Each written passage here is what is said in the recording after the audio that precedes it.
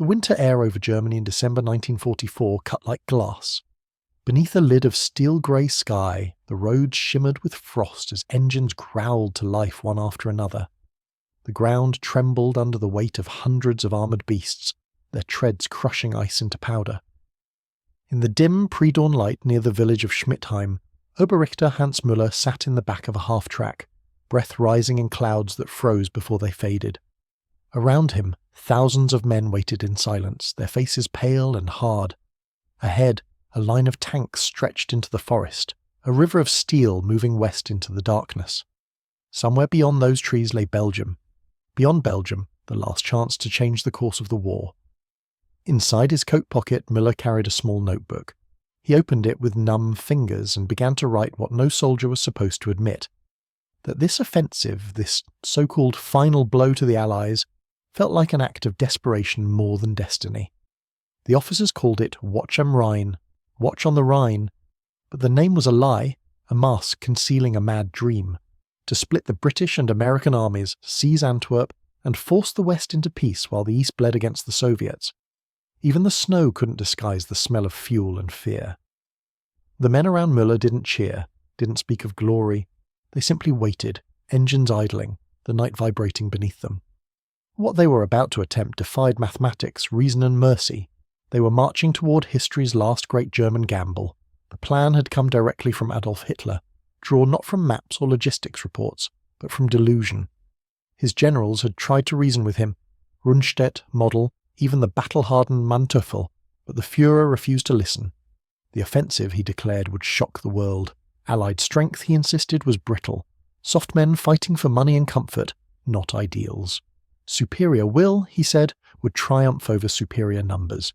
Yet for those who had seen the Eastern Front, who had watched divisions vanish under Soviet artillery or Luftwaffe fuel depots reduced to ash, the talk of willpower sounded like a ghost's promise.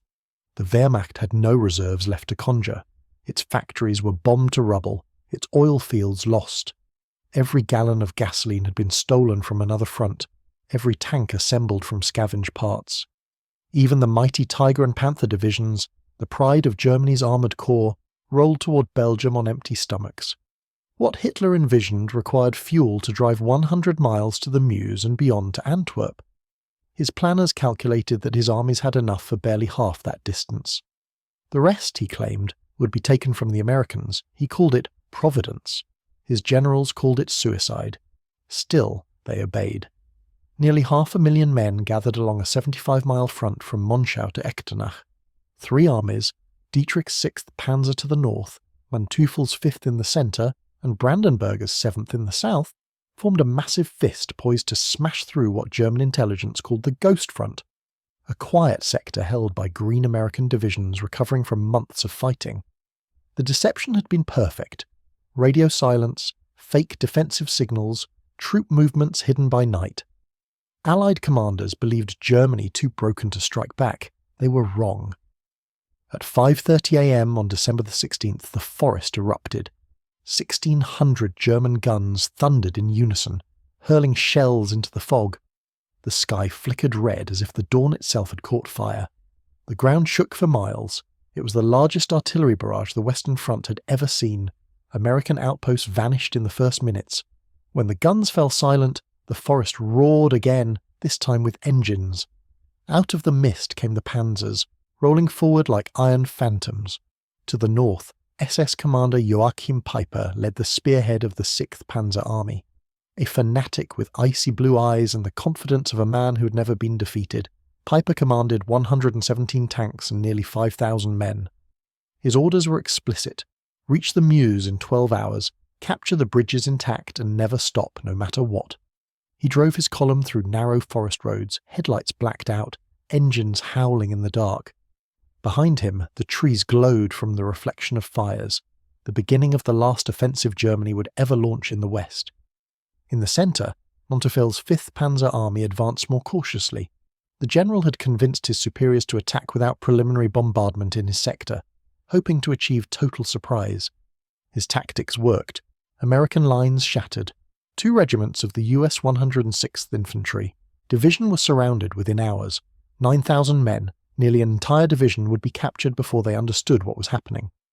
Manteufel's tanks surged forward through the fog, striking deep into the Ardennes.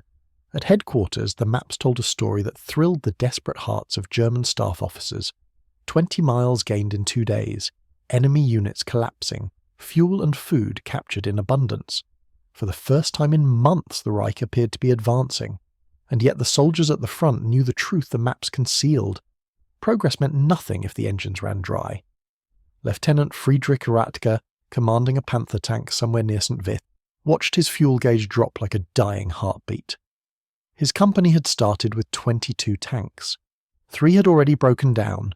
They had advanced barely 15 miles and burned through half their reserves. They were supposed to capture American fuel depots to refill, but every depot they found had been destroyed, flames rising from pools of burning gasoline. Without fuel, Rathke wrote later, a tank is not a weapon, it is a coffin made of steel. The fog that had hidden the advance now became both shield and curse.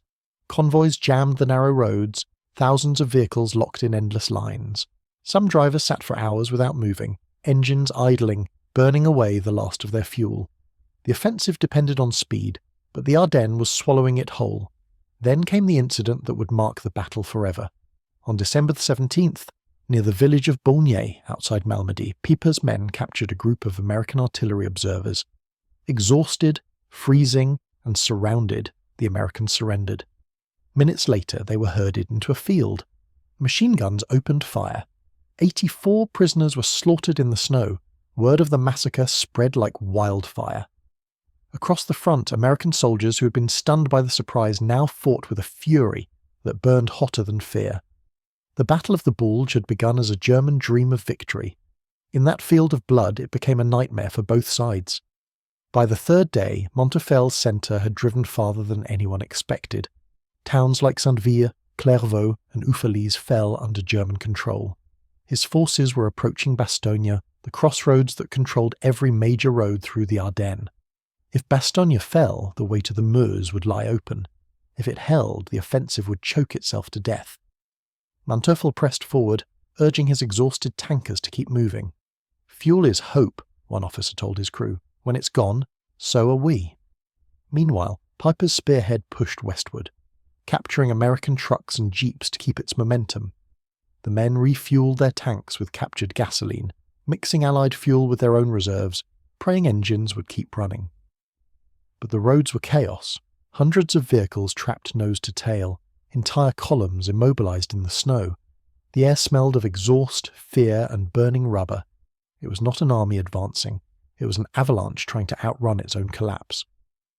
By December 18th, the fog that had protected the German columns began to lift, and with it, the illusion of invincibility.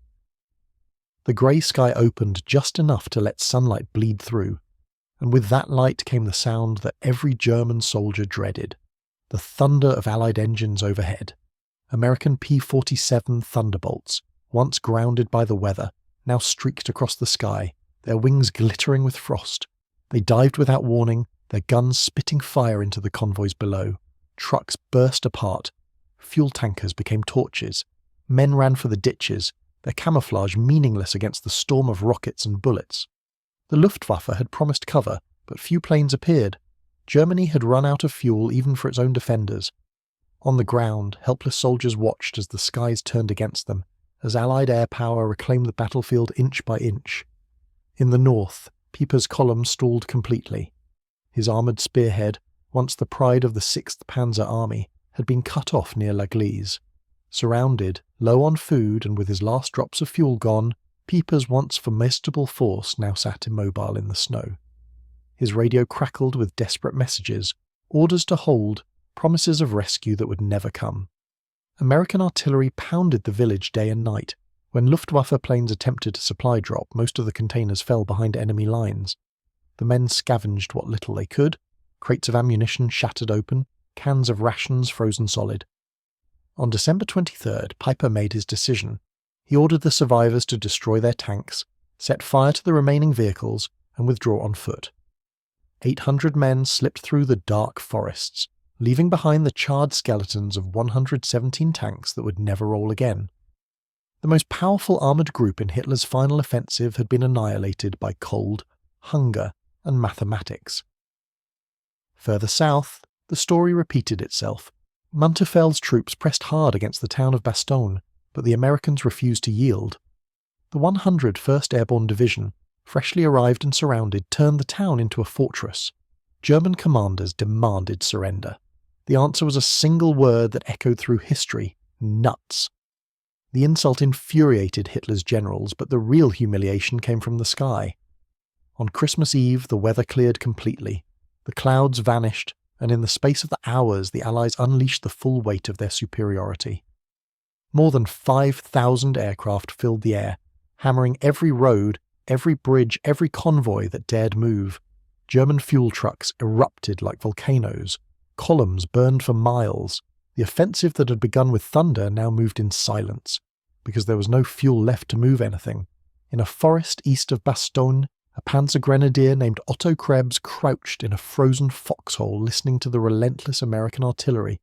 His company had started with 160 men. Fewer than 50 were still standing. Their rations were gone, their ammunition nearly spent, and every attempt to resupply had been crushed from the air. Christmas dinner was frozen bread and melted snow. In his diary, Krebs wrote, "The enemy has everything: food, shells, warmth. We have only frost and orders." For the first time, even the most loyal soldiers began to understand the truth. The offensive was doomed. Yet at headquarters, denial reigned. Hitler raged at his generals, insisting that victory was within reach if they simply believed harder, fought longer, refused to retreat. To him, defeat was treason. But reality had already closed its hand around the Reich's throat. By December the 25th, the deepest German penetration, 4 miles from the Meuse, had been surrounded and cut off. British tanks held the northern crossings. To the south, Patton's Third Army had pivoted 90 degrees in a manoeuvre that defied belief, slamming into the southern flank of the German salient. The Allies were turning the Bulge into a trap. When the weather cleared fully, Allied logistics roared to life. Fuel, food, and ammunition poured into the front in an endless stream, while German supply lines collapsed into chaos. Every movement drew fire from above. Every retreat turned into a rout. Men abandoned their vehicles and fled through the woods, leaving behind engines still running, fuel tanks bone dry. A Tiger tank, Germany's most feared weapon, was useless without gasoline. Some crews tried to fight on with what little remained. Others set charges in their own turrets to deny their capture. Entire battalions disappeared under fire, not from battle, but from the collapse of the very system meant to sustain them. Still, the German soldiers fought. At St. Vith, they held out against encirclement longer than anyone expected, delaying the Allied advance at terrible cost. At Elsenborn Ridge, they threw themselves again and again against entrenched American positions, only to be slaughtered by artillery. The veterans who survived began to see the battle not as a final offensive, but as an act of slow suicide, an army consuming itself for a fantasy. Lieutenant Hans Weber of the 9th Panzer Division wrote home in a letter never sent, "We are destroying our own tanks for lack of fuel. We march by night and burn what we cannot carry. The Americans hunt us even in the dark. We no longer fight to win. We fight only to escape." His words would be found among his effects weeks later, after he was killed retreating through the snow. By New Year's Eve, Hitler's great gamble had turned to ashes. The Luftwaffe, desperate to regain some measure of control, launched Operation Bodenplatte on January 1st, 1945, a massive strike against Allied airfields in Belgium and the Netherlands. 900 planes took off at dawn. 200 never returned. Germany had dealt a temporary blow, but destroyed its last air force in the process. Among the pilots who survived, many wept openly upon landing, realizing they had just fought the Luftwaffe's final battle. With no air cover left, the German army below was naked against the storm.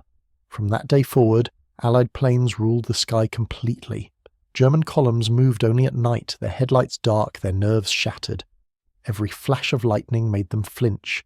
Every gust of wind felt like the roar of engines.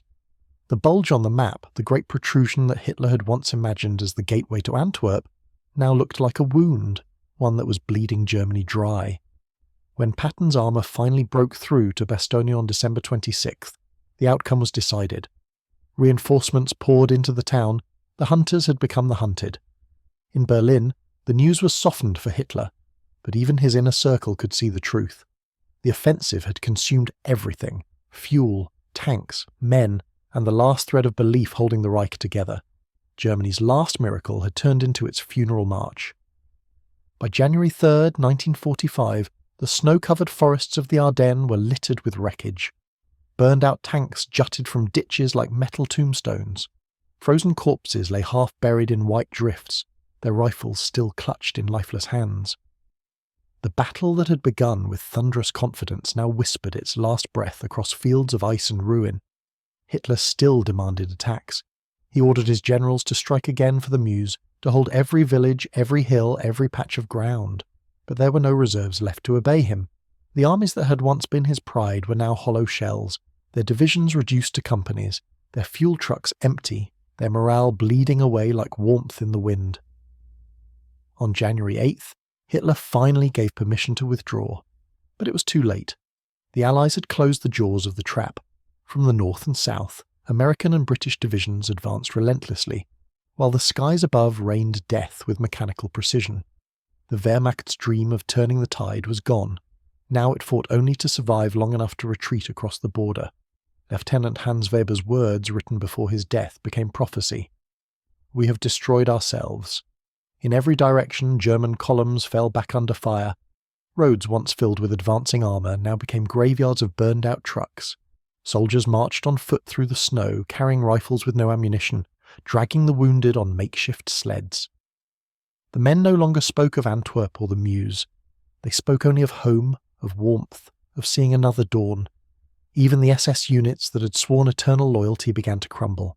Peiper's surviving men reached German lines emaciated and frostbitten, their uniforms ragged, their eyes hollow. They had marched through the forest as ghosts of the army they once were. The Malmedy massacre, their crime and their curse, followed them like a shadow. No one celebrated their return. The 6th Panzer Army, bled white in the Ardennes, would soon be sent to Hungary for one last doomed offensive. It too would be destroyed. The numbers told a story more brutal than words could capture. Over 400,000 German troops had launched the offensive. More than 100,000 were now dead, wounded or captured. 600 tanks and assault guns lay wrecked beyond recovery. The Luftwaffe had lost its final wings, and the fuel reserves that had taken months to gather were gone forever. Germany had gambled its last ships on a fantasy and lost everything. For the American forces, the price had also been heavy. 81,000 casualties, 19,000 dead. But unlike Germany, America could replace its losses. Convoys from across the Atlantic arrived daily, bringing fresh divisions, new tanks, endless supplies. For Germany, every death was a wound that would never heal. Every burned tank was irreplaceable. Every drop of fuel lost was gone forever. The Allies had been delayed only 6 weeks. The Reich had mortgaged its future for 42 days of borrowed hope. Inside the Führer bunker, Hitler still refused to face reality. He raged at his generals, accusing them of betrayal, of cowardice, of failing to match his faith.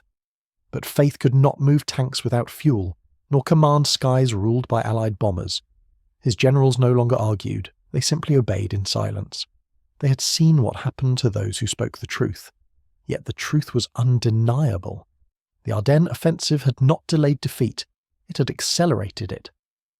In the east, Soviet armies were preparing to launch their own winter offensive. On January 12th, while the last German troops still stumbled back from Belgium, the Red Army exploded across Poland. Weakened by the losses in the west, German defences crumbled. Within 3 weeks, Soviet tanks were on the Oder River 50 miles from Berlin. What had begun as Hitler's hope to split his enemies had instead united them in resolve. There would be no peace, no negotiation, no miracle, only annihilation. The officers who survived the Ardennes understood that better than anyone. Manteuffel, captured after the war, would later tell his American interrogators it was a soldier's operation fought for a politician's illusion. He would explain how courage could not replace fuel, how tactics meant nothing when the enemy controlled the air, how even victory at Antwerp would have changed nothing. Germany, he said, was already defeated. The Ardennes only made it official. In the villages of Belgium, the snow melted slowly that spring, revealing the wreckage of a dream. Civilians returned to homes blasted apart by artillery. Farmers ploughed around the hulks of Panthers and Shermans rusting side by side. Children played in the skeletons of burned-out trucks, unaware they were. Climbing through the bones of an empire that had believed it could defy arithmetic.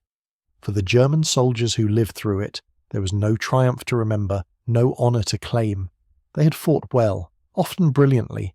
They had achieved surprise, broken through lines, captured prisoners, seized ground. None of it mattered. The offensive had been doomed from the start. It was not courage they lacked, it was reality. The Reich had asked its army to perform a miracle, and when the miracle failed, it demanded they die, proving their faith. By the end of January, what little remained of the once mighty Wehrmacht limped back behind the Siegfried Line. Their boots were torn, their tanks abandoned, their spirits spent. They no longer fought for victory. They fought to delay the inevitable, to hold back the darkness closing in from both directions. And as the Allied armies prepared to cross the Rhine, Germany's fate was sealed. The Battle of the Bulge had cost Hitler not just his last reserves, but his last illusion, that willpower alone could overcome the laws of war. The men who had begun the offensive believing they could change history now realized they had merely written its final chapter. In later years, historians would call it Germany's last stand in the West. But for those who were there, it was something else entirely. It was the sound of engines running dry, of maps turning meaningless, of faith collapsing under the weight of reality. It was the death of hope disguised as an attack.